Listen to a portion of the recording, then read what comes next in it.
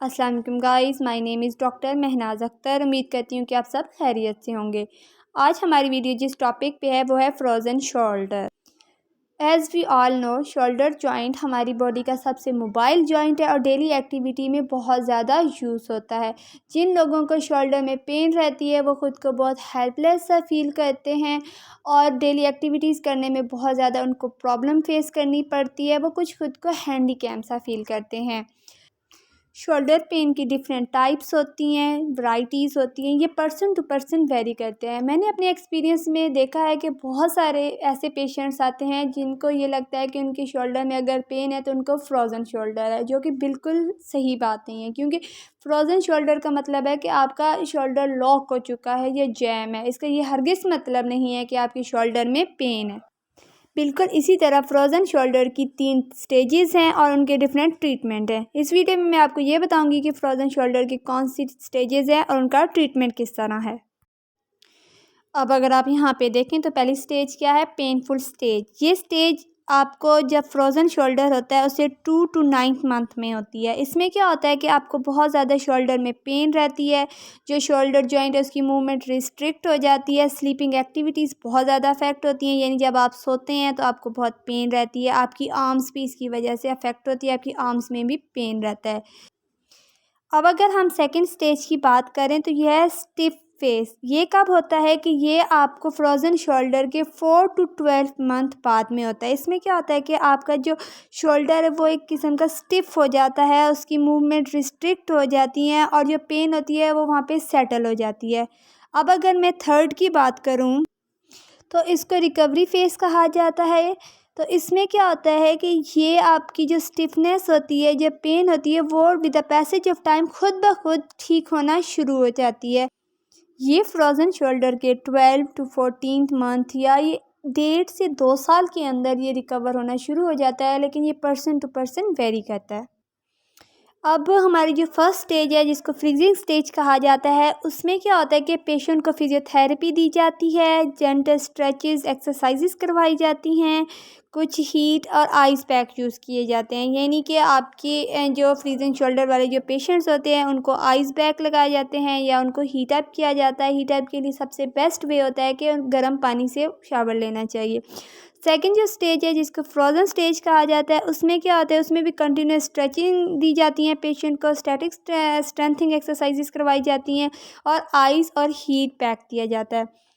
अब अगर हम लास्ट स्टेज यानी कि रिकवरी स्टेज, जिसका दूसरा नाम थॉइंग स्टेज है, इसकी बात करें तो इसमें क्या होता है, क्योंकि इसमें पेशेंट को रिकवरी होना शुरू हो जाती है, उसका जो फ्रोज़न शोल्डर है with the passage of time वो खुद ब खुद ठीक होना शुरू हो जाता है। तो इसलिए जो फिजियोथेरेपिस्ट हैं या उसके जो अभी डॉक्टर्स हैं वो उसे स्ट्रेंथिंग एक्सरसाइजेस करवाते हैं।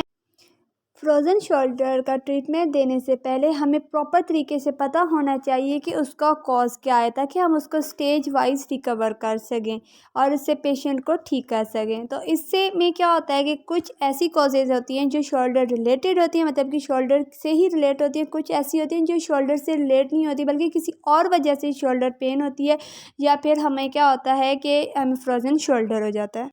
अब फर्स्ट क्या है, ट्रॉमा। ट्रॉमा में क्या होता है कि किसी इंजरी की वजह से या किसी फॉल हिस्ट्री की वजह से या किसी भी ट्रॉमा की वजह से क्या है कि शोल्डर को एक जगह पे हमें रखना पड़ा है और उसकी वजह से वो स्टिफ हो चुका है। सेकेंडली क्या है, टेंडनाइटिस। तो इसमें क्या होता है कि जो पेशेंट होता है वो कोई ऐसी मूवमेंट परफॉर्म करता है या किसी जर्की वे की वजह से उसका टेंडन इन्फेक्ट हो जाता है। जो शोल्डर से रिलेटेड टेंडन होते हैं, अगर उनमें इन्फेक्शन आ जाए या किसी किस्म की कोई इंजरी आ जाए तो पेशेंट क्या करता है कि वो उसको रेस्टिंग पोजीशन में रखता है, और काफ़ी टाइम जब रेस्टिंग पोजीशन में रहने की वजह से क्या होता है कि जो शोल्डर है वो फ्रोज़न शोल्डर हो जाता है, वहाँ एक जगह पे लॉक्ड हो जाता है।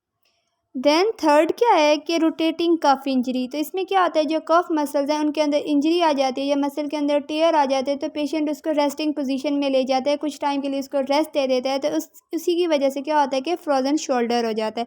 फोर्थ है ओवर यूज़, यानी कि आपने रेंज ऑफ मोशन बहुत ज़्यादा उसके ऊपर यूज़ की है या आपने अपने उस शोल्डर का बहुत एग्जेस फॉर्म में यूज़ किया है, जिसकी वजह से क्या होता है कि शोल्डर हमारा लॉक हो जाता है।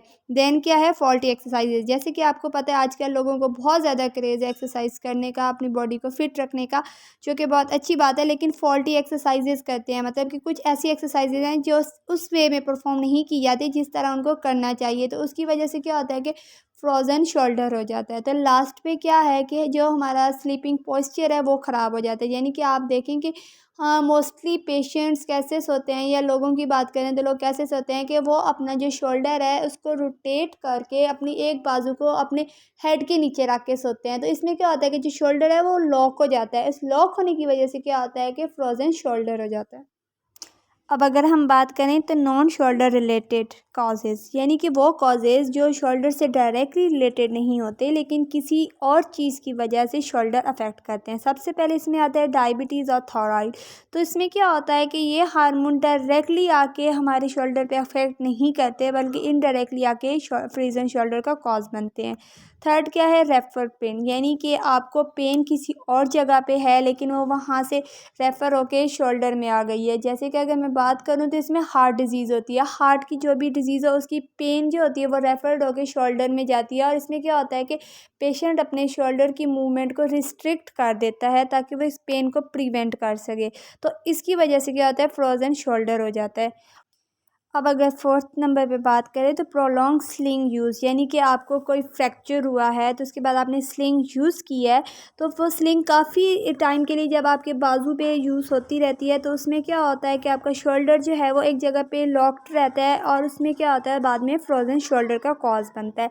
लास्ट नंबर पे क्या है, मसल वीकनेस, यानी कि किसी भी पेशेंट का अगर मसल्स वीकनेस है तो उसके जो मसल्स हैं वो प्रॉपर काम नहीं कर पा रहे होते, तो इसमें क्या होता है कि उसको फ्रोज़न शोल्डर हो जाता है, उसका शोल्डर लॉक हो जाता है, उसकी रेंज ऑफ मोशन वो पूरी तरह नहीं कर सकता और अपनी डेली एक्टिविटी नॉर्मल पर्सन की तरह नहीं कर सकता। अब मैं अपनी नेक्स्ट वीडियो में आपको वो अफेक्टेड वेज बताऊंगी, वो एक्सरसाइजेज बताऊंगी जिसमें आपने फ्रोज़न शोल्डर को फिक्स करना है, या ऐसी कौन सी एक्सरसाइजेज हैं जो आप डेली घर पे कर सकते हैं अगर आपको फ्रोज़न शोल्डर है तो। क्योंकि जैसे कि आपको पता है कि ये कोविड के दिन है तो ज़्यादातर पेशेंट जो हैं वो क्लिनिक भी नहीं जा सकते या फिजियोथेरेपिस्ट सेंटर भी नहीं जा सकते, तो आपने ये एक्सरसाइजेज घर पे करते हैं। उम्मीद करती हूँ कि आपको मेरी ये वीडियो पसंद आई होगी। प्लीज़ इसे लाइक करें, हमारे चैनल को सब्सक्राइब कर दें, बेल आइकॉन ज़रूर दबा दें ताकि जो भी नई नोटिफिकेशन है वो आपको मिल सके। थैंक यू सो मच, अपना ख्याल रखिएगा। अल्लाह हाफिज़।